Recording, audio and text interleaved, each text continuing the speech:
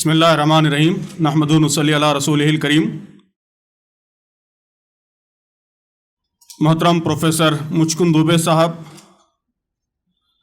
سوامی سشیل کمار گوسوامی جی، رام پنیانی صاحب، پروفیسر اپوروانند صاحب، سلیم انجینئر صاحب اور آج کے اس پروگرام میں شریک بھائیوں اور بہنوں، یہ بہت ہی اہم پروگرام آج یہاں منعقد ہو رہا ہے اور بڑی اہم باتیں آج ہمارے دانشوروں نے اور سماجی قائدین نے ہمارے سامنے بیان کی ہیں۔ آئیڈیا آف انڈیا کیا ہے، اس کی کیا ضرورت ہے اور اس سے ڈیویشن کن کن فرنٹس پر ہو رہا ہے، اور آخر میں یہ کہ اس کا سولوشن کیا ہے، کیسے پریزرو کیا جا سکتا ہے۔ میں سمجھتا ہوں کہ اس ٹاپک کے ان سارے پہلوؤں پر بہت ہی قیمتی باتیں ہمارے ان سارے تجربہ کار دانشوروں کی جانب سے آئی ہیں۔ تو آئیڈیا آف انڈیا کی اہمیت یہ ہے کہ اسی نے بھارت کو یونائٹڈ رکھا ہے، متحد رکھا ہے، اسی سے بھارت کا وجود ہے۔ ہمارا ملک یہ یورپ کے ملکوں کی طرح یونی کلچرل، یونی لنگوسٹک کوئی ملک نہیں ہے۔ جو لوگ یورپ کے نیشنلزم کو یہاں امپورٹ کرنا چاہتے ہیں، انٹیگرل نیشنلزم، ایتھنو نیشنلزم یا کلچرل نیشنلزم، جسے یہاں امپورٹ کرنے کی کوشش کرتے ہیں، وہ بھارت کی بہت ہی بیسک ریالٹی کو نہیں سمجھتے۔ یورپ کے ممالک وہ ایک لینگویج بولنے والے، ایک کلچر کو ماننے والے ممالک ہیں۔ فرانس ہے تو وہاں اب ٹھیک ہے، وہاں بھی ملٹی کلچرل سوسائٹیز بن رہی ہیں، لیکن جب یہ کنسیپٹ یہاں پہ امپورٹ کیے گئے تو وہ صرف ایک ہی لینگویج، فرنچ لینگویج بولنے والوں کا ملک تھا، فرنچ کلچر کو ماننے والوں کا ملک تھا۔ ہمارے ملک کا معاملہ یہ ہے کہ ابھی 2-3 سال پہلے سینسس کمیشن کی جانب سے لنگوسٹک سروے آیا ہے، جس میں کہا گیا کہ ہمارے ملک میں جو لینگویجز بولی جاتی ہیں ان کی تعداد 19,500 ہے۔ 19,500 بھاشائیں بولی جاتی ہیں، طرح طرح کے کلچرز ہیں، کئی ریلیجنز ہیں، لوگوں کی الگ الگ لائف سٹائلز ہیں، الگ الگ ہسٹریز ہیں، جیسا کہ ابھی بہت ہی خوبصورت کویتا رابندر ناتھ ٹیگور کی آپ کے سامنے پیش کی گئی کہ الگ الگ جگہوں سے لوگ آئے ہیں، ان کی ہر ایک کی لیگیسی ہے، ہر ایک کی اپنی ہسٹری ہے۔ تو ایسے multi cultural, multi ethnic, multi linguistic ملک کو جوڑنے والی جو چیز ہے وہ خواب ہیں، وہ ڈریمز ہیں، وہ ویلیوز ہیں جو ہمارے کانسٹیٹیوشن میں بیان کیے گئے ہیں کہ ہمارے نیتاؤں نے کچھ ویلیوز کی بنیاد پر، کچھ خوابوں کی بنیاد پر اس ملک کو متحد رکھا ہے۔ تو آئیڈیا آف انڈیا دراصل انہی ویلیوز کا نام ہے۔ وہ کیا ہیں؟ اس کا سب سے important source constitution of India ہے۔ تفصیل ہمارے سامنے آ چکی ہے کہ کانسٹیٹیوشن آف انڈیا کا بھی خاص طور پر پریمبل اپوروانند جی نے اور مچکند دوبے صاحب نے، دونوں نے اس کی تشریح کی ہے تفصیل سے، میں دوبارہ اس پر نہیں جاؤں گا۔ اس کے ساتھ ساتھ پارٹ 3 ہمارے کانسٹیٹیوشن کا، جس میں تفصیل سے لوگوں کے حقوق بتائے گئے ہیں، فریڈم، کہ کیا کیا آزادیاں یہاں لوگوں کو حاصل ہیں، اس کی تفصیل بیان کی گئی ہے۔ اس کے ساتھ ساتھ عام طور پر بہت کم ڈسکس ہوتا ہے، میں سمجھتا ہوں کہ اس کی بھی بڑی اہمیت ہے، وہ پارٹ 4 ہے، جس میں ڈائریکٹیو پرنسپلز بتائے گئے ہیں۔ آرٹیکل 36 سے آرٹیکل 51، آرٹیکل 38 میں کہا گیا کہ یہ ملک ایک ویلفیئر اسٹیٹ ہوگا، کہ یہاں کی بنیاد سارے لوگوں کا ویلفیئر ہوگا، غریبوں کا ویلفیئر کیا جائے گا، انکم انیکوالٹی ختم کرنے کی کوشش کی جائے گی۔ آرٹیکل 39 اس میں کہا گیا کہ جو دولت کریٹ ہو رہی ہے اس کا ایکویٹیبل ڈسٹریبیوشن ہوگا، کانسنٹریشن آف ویلتھ کو روکا جائے گا۔ تو یہ بھی آئیڈیا آف انڈیا کا امپورٹنٹ پارٹ ہے۔ یہ وہ خواب ہیں، وہ ڈریم ہے جس کی بنیاد پر اس ملک کو متحد رکھا گیا ہے۔ آرٹیکل 51A اس میں فنڈامنٹل ڈیوٹیز بتائی گئی ہیں، کہا گیا ہے کہ ہارمونی، بردرہڈ، یہ ہر سٹیزن کی رسپانسبلٹی ہوگی کہ وہ اس کو انشور کرے، اس کو یقینی بنائے۔ تو یہ وہ تفصیلات ہیں جس سے انڈیا کا آئیڈیا، جسے آپ نے بہت خوبصورت نام دیا ہے بھارت بھاونا، بھارت بھاونا کی تشکیل ہوتی ہے۔ تو اسی جذبے نے، اسی بھاونا نے اور انہی ویلیوز نے اس ملک کو متحد رکھا ہے۔ اور کوئی بھی ملک جس میں اس طرح مختلف کلچرز پائے جاتے ہیں، مختلف مذاہب کے ماننے والے لوگ رہتے ہیں ایک ساتھ، وہاں اس کے علاوہ کوئی سلوشن نہیں ہے کہ آپ کچھ ویلیوز کو، کچھ قدروں کو آئیڈیا کی بنیاد بنائیں۔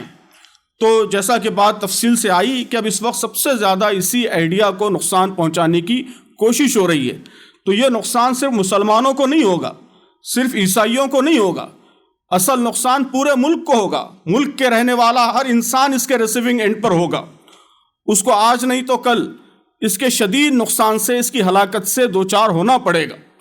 اس لیے یہ غلط فہمی بھی ہم کو نچلی سطح پر ہر لیول پر جا کر دور کرنی ہوگی کہ جو کچھ ہو رہا ہے اس کا نقصان مسلمان اٹھائیں گے یا عیسائی اٹھائیں گے، نہیں، بلکہ اس ملک کا ہر شہری اٹھائے گا۔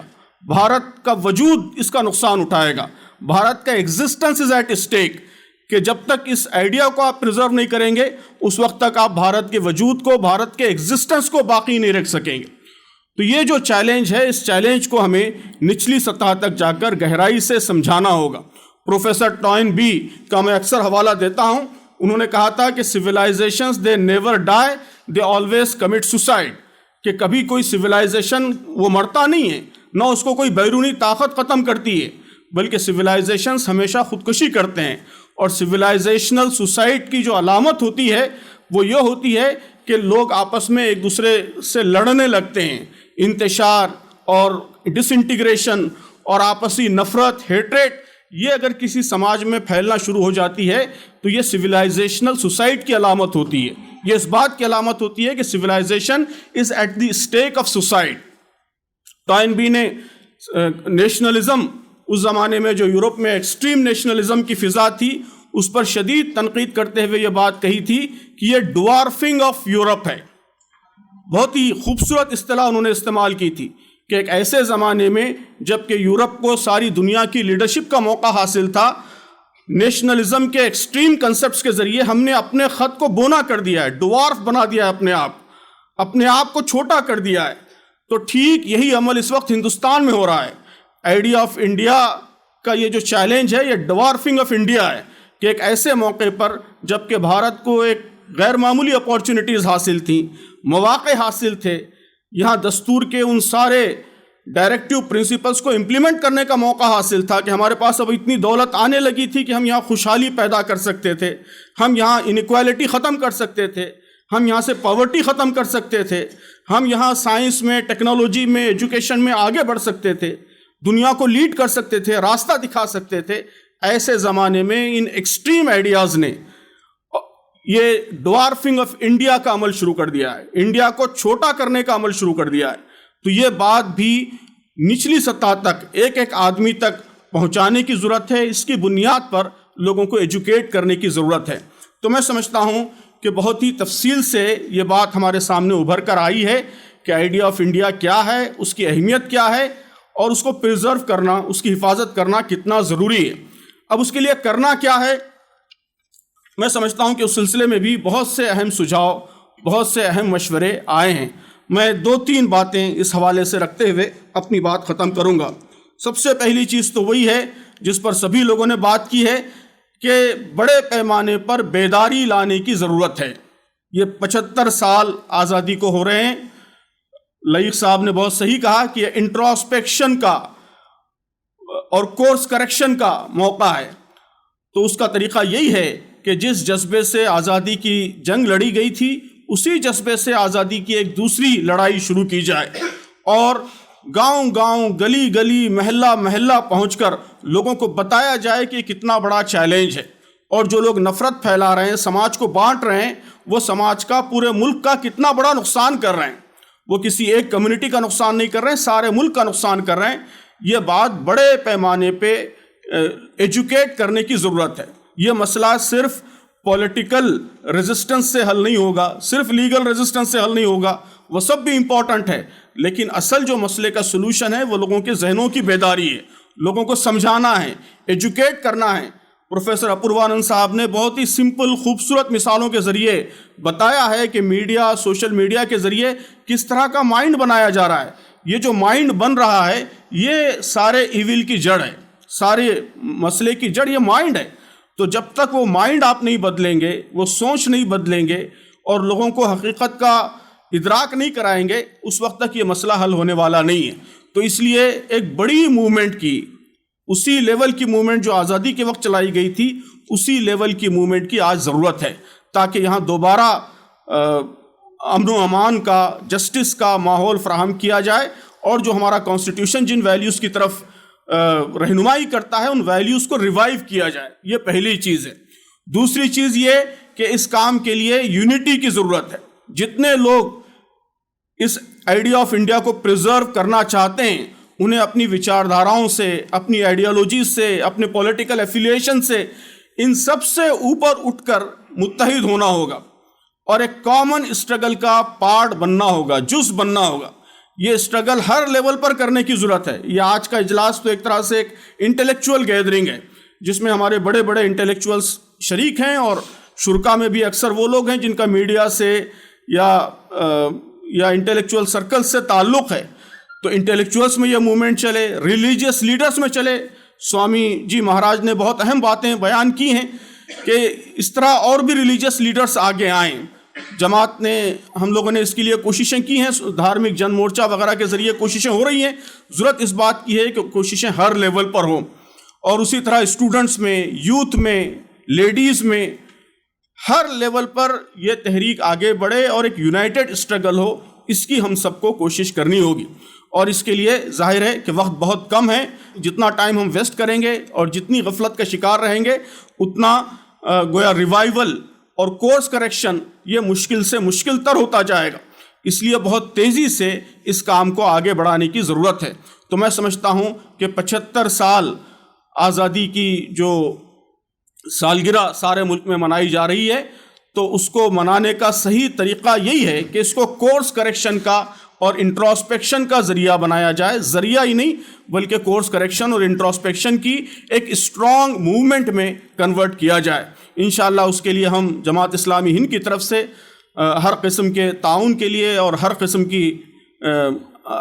کے ایکٹیویزم کے لیے ہمیشہ انشاءاللہ تیار رہیں گے، اور میں امید کرتا ہوں کہ ہمارے بزرگوں کی رہنمائی بھی ہم کو حاصل رہے گی، اور آپ سب کا بھی تعاون اس کام میں انشاءاللہ حاصل رہے گا۔ بہت بہت شکریہ۔ میں اپنی جانب سے بھی آج جن لوگوں کو فیلیسیٹیٹ کیا گیا ہے ان کو مبارکباد پیش کرتا ہوں۔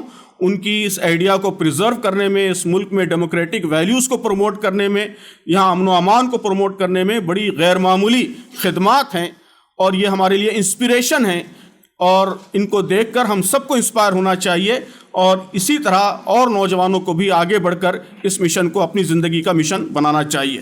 بہت بہت شکریہ۔